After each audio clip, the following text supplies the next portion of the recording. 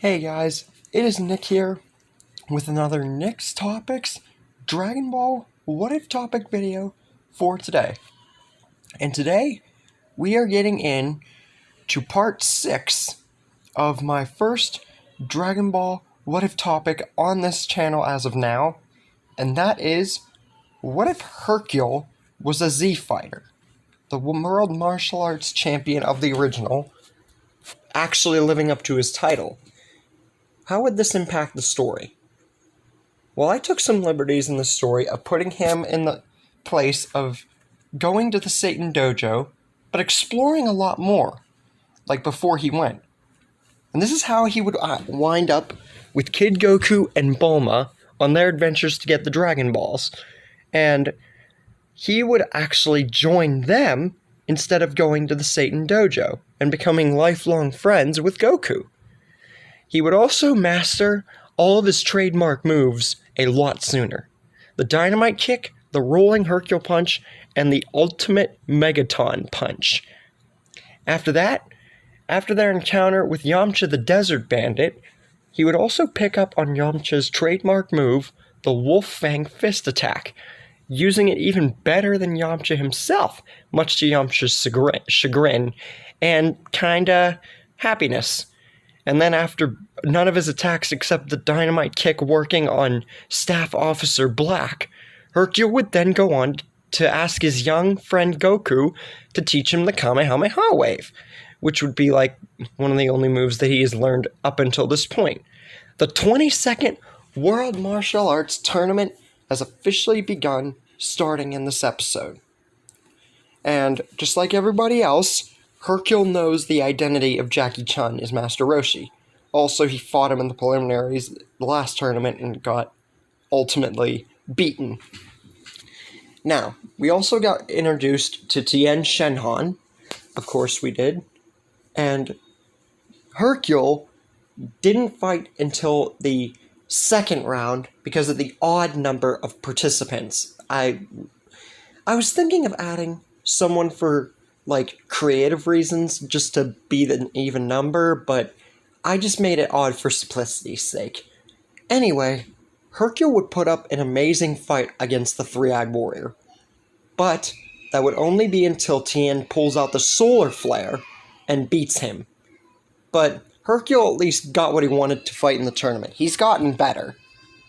Now, this would also give him a chance to work up the nerve that he wanted to from the first tournament and actually go and meet Miguel and actually talk to her. And it actually worked out. He told her about their adventures with the Dragon Balls, Goku and everything, and even asked if she wanted to come along for the ride. Now, before he could get a definitive answer, they hear scuffling in another part of the arena, and it turns out that someone is being attacked. And this is where we get the entrance of the King Piccolo saga, in which Tambourine initially killed Krillin with one kick. Whenever everybody hears what's going on, they see the winged fighter Tambourine fighting against Krillin. And this time it's actually a fight, because this Krillin is a lot stronger than the Krillin from before. So he's actually putting up somewhat of a better fight than he did originally. But just as when it seems like he's losing ground, Goku then steps in and elbows the Lizard Man right then and there, because no Lizard Man like this is going to kill his friend. No siree. And then Hercule and everybody else that's in the room, they all kill Tambourine together. He's no kind of match. Now, we then get introduced to King Piccolo, who senses Tambourine's death because, he came from him. And this worries him a lot. He did not expect Tambourine to be taken out so quickly. He then resorts to Symbol, who he then cautions to be much more careful than his brother, because he doesn't want to lose him like he did Tambourine. He wants this killing all the martial arts plan to go full-fledged. So, Symbol takes a stealthier approach into killing the martial artists. Now, for those of you thinking that Kid Goku and the Yajirobe thing's not going to happen because Krillin lived, Well, that's where you be wrong, because I think that even though Krillin did not die to Tambourine, Kid Goku and everyone would still want to know who did this. They would then hear about King Piccolo and that he is a very dangerous foe. But Master Roshi feels confident that they can take him, and they just need to find him. Hercule would then talk to Miguel and whether or not she should stay here. Part of her wants to come along because she's new to the whole idea of like energy blasts and everything else, but Hercule more or less pleads that she stays here. He doesn't want her to end up dead. So, the chase is on to find King Piccolo.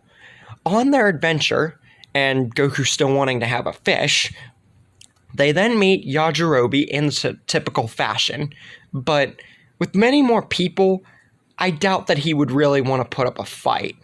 This time there's no Yajirobe versus Goku. Symbol would then try and sneak up against all of them, but everyone would just trounce him right then and there. There's no way Symbol can survive this. He tried and failed at the tactical approach. King Piccolo is now both worried and angry. He then makes his presence known to everyone. Now, for those of you thinking that this is still going to be a hard fight, even though King Piccolo in his old form is still strong, pretty much every one of the warriors, Goku, Tien, Hercule, Krillin, they're all there, including Master Roshi. Now, they all were basically told that King Piccolo needs to be sealed. Just stopping him like this, will give him too much time to think of a plan against them. He needs to be sealed, this time once and for all. So after he is outnumbered and outmatched, Master Roshi then uses the evil containment wave and seals Piccolo forever. And I ultimately think that after seeing the Pilaf gang, they would then find out that they released him, and Hercule would debate on killing them, but Goku would decide against it and tells them to scram, pretty much, and don't try anything. Piano, of course, tries to revolt, but he instantly just gets freaking annihilated. He can't survive. But because of King Piccolo getting sealed this time around, that means there's no Piccolo Jr. here. The Piccolo that we know and love is nothing. Kami is the only Namekian now on planet Earth. The sole Namekian. There is no Piccolo anymore. For now. Tien and Chaozu would then join the Z team, or Z Fighters if you want to be politically correct. And after everything is said and done, if Master Roshi were to still pass even though the evil containment wave worked, the Dragon Balls would then be used to fix any and all damage, including reviving Master Roshi. And everything would be said and done for the King Piccolo arc. But not so. After hearing about King Piccolo's death and seeing it, Korin would then send a message. As a reward for saving the world, he would then invite Goku and Hercule, because he trained both of them, to get the Ultra Divine Water. That's right, Hercule's gonna get it as well as Goku. I didn't make them lifelong friends for nothing. Goku, of course, gets the Ultra Divine Water, and as we know, he gets the power-up. Amazing Hercule. But he's still skeptical of the fact that Goku could have died from it. Because if you don't have the right heart and mind, it will kill you. Hercule then tries it, and at first, it's definitely troubling because he thinks he's gonna die, but he's okay, and his powers increase exponentially. Afterwards, the two are about to set off, thanking Korin for everything.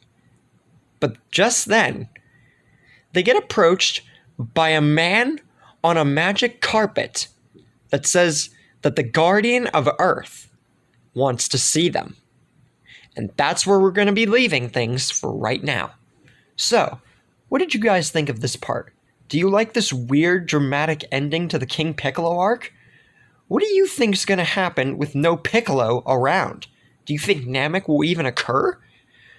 And what do you think about Hercule becoming lifelong friends with Goku and actually getting Ultra Divine Water and becoming more of a fighter than he was in the original story? And what about Kami's training in the future? Leave a comment down below, and I'll see you guys next time.